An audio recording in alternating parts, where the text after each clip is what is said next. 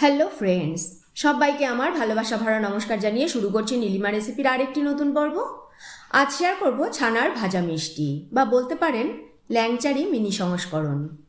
মিষ্টিটা এতটাই ভালো খেতে হয়েছিল, যেমন নরম তুলতুলে তেমনি রসালো, মুখে দিলেই যেন মিলিয়ে যাচ্ছিল। আপনারা একবার হলেও এইভাবে ট্রাই করবেন। খুবই সহজ বানানো, শুধু মাপটা ঠিকঠাক থাকলেই একদম দোকানের মতো পারফেক্ট মিষ্টি বানিয়ে নিতে পারবেন বাড়িতেই।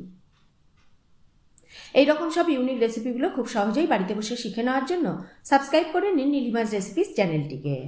আর আমার সমস্ত রান্নার আপডেট সবার আগে পাওয়ার জন্য বেল আইকনটা প্রেস করতে ভুলবেন না।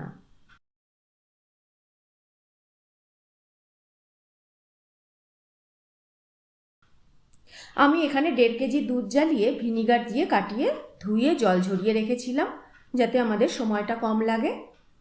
এখানে ভিনিগারের বদলে আপনি লেবুর রস অথবা ছানা কাটা পাউডার দিয়েও ছানাটা কাটিয়ে নিতে পারেন। এবারে প্রথমে ছানাটাকে আমি হাতের কবজির সাহায্যে ডোলে ডোলে মাখিয়ে নেব, যেন কোনো দানা না থাকে।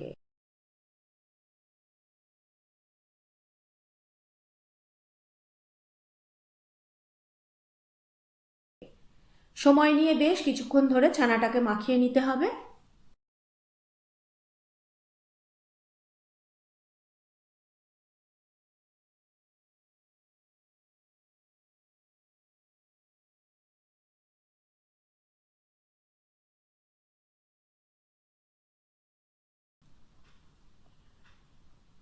এবার এর মধ্যে 2 টেবিল চামচ ময়দা দিয়ে আবারও ভালো করে মাখিয়ে নেব।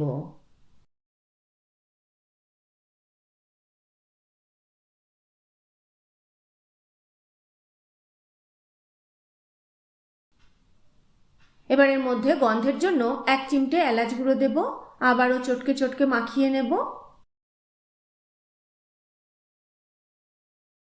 এদিকে ততক্ষণে আমরা চিনি শিরাটা বানিয়ে ফেলব।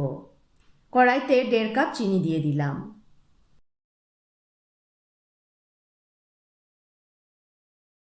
এবার এর মধ্যে ওই কাপেরই 3 কাপ জল দিয়ে দেব।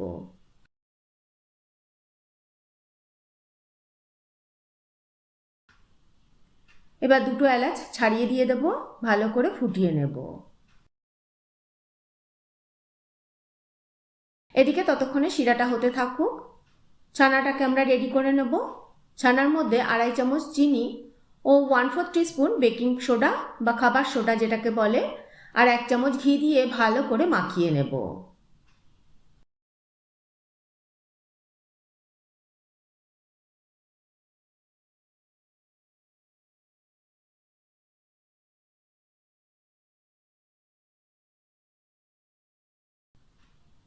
বেশ কিছুক্ষণ ধরে মাখিয়ে নেব।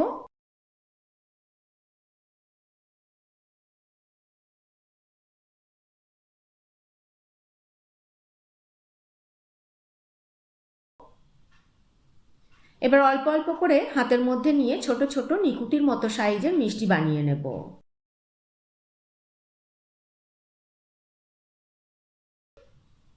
এইভাবে বেশ খানিকটা বানিয়ে নেব।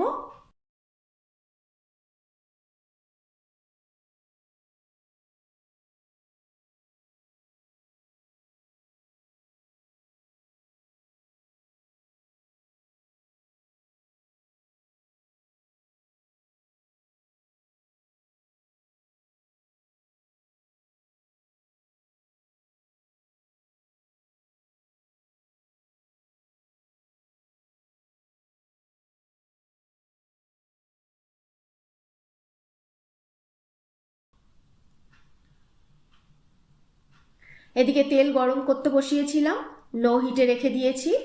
এবার সব মিষ্টিগুলো একে একে দিয়ে দেব।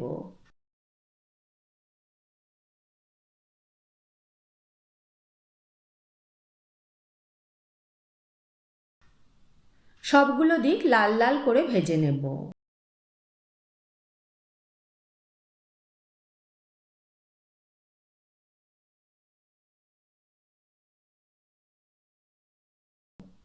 দেখুন লাল করে ভাজা হয়ে গেছে।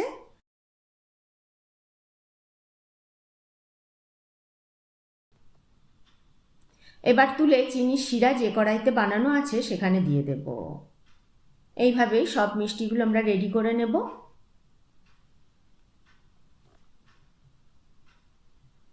এইভাবে সব মিষ্টিগুলো আমরা রেডি করে নিয়েছি দেখুন। শেষ পাতে এইরকম নরম তুলতুলে রসে ভরা ছানার ভাজা মিষ্টি থাকলে খুব ভালো হয় না? কেমন লাগলো আমার আজকের রেসিপিটি কমেন্ট করে জানাবেন। ভালো লাগলে একটা লাইক করে দেবেন। আপনাদের একটা লাইক আর কমেন্ট আমাকে উৎসাহিত করবে পথ চলতে। আজ তাহলে এই পর্যন্তই। আবারও হাজির হয়ে যাব নতুন কোনো রেসিপি নিয়ে নতুন কোনো পর্বে। ভালো থাকবেন, সুস্থ থাকবেন সবাই।